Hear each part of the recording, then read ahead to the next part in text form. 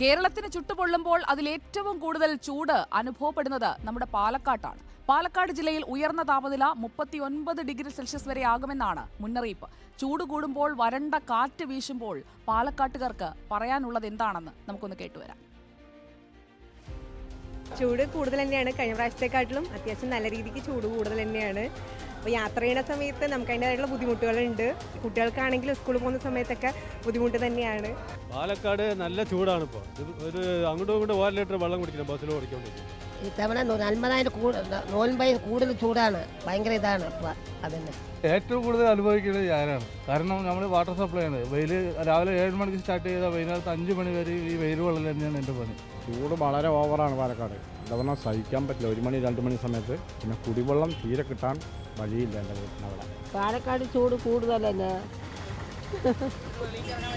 ഇല്ല.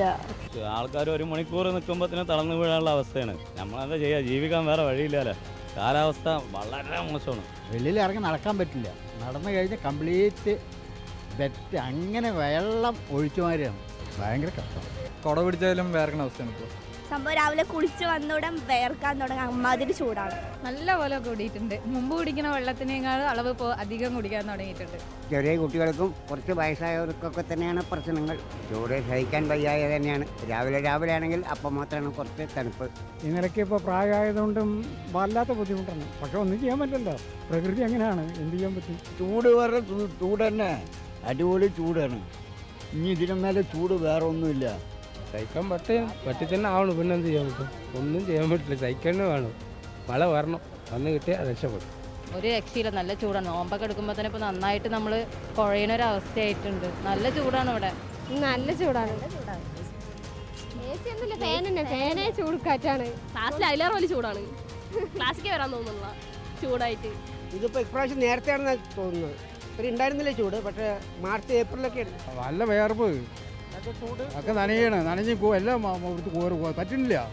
നേരം വെളുക്കണവരെ ഉറക്കം പറ്റുന്നില്ല. ഉറങ്ങാൻ തീരെ പറ്റില്ല. AC പോണവർക്കൊന്നും അറിയില്ല. രാഷ്ട്രീയക്കാരായിക്കോട്ടെ, നേതാക്കന്മാരായിക്കോട്ടെ, VIP ആയിക്കോട്ടെ, അവർ ഇലക്ഷൻ സമയത്ത് മാത്രം പുറത്തു വരുള്ളൂ. സാധാരണക്കാർ എന്നും സാധാരണക്കാരന് ഇത്ര പോയിട്ട് ഞങ്ങൾ ഫാനിൻ്റെ കാറ്റ് കിട്ടിയാലോ ലേശം കറണ്ടും കൂടി പോയി കഴിഞ്ഞാൽ വളരെ മോശമാണ്. എന്താണ് ജീവിതം വെറുത്ത പോലെയാവും. പിന്നെ അങ്ങനെ എടുത്ത് മരത്തിൻ്റെ ചോട്ടിലോ എവിടെയും വന്ന് 1 മണിക്കൂർ വല്ല കാവലും ഇരിക്കേണ്ടി വരും. ദാഹം മാത്രമല്ല, എല്ലാ തരത്തിലും ക്ലൈമറ്റ് ചേഞ്ചിനനുസരിച്ചിട്ട് ശരീരം എഫക്റ്റ് ചെയ്യുന്നുണ്ട്.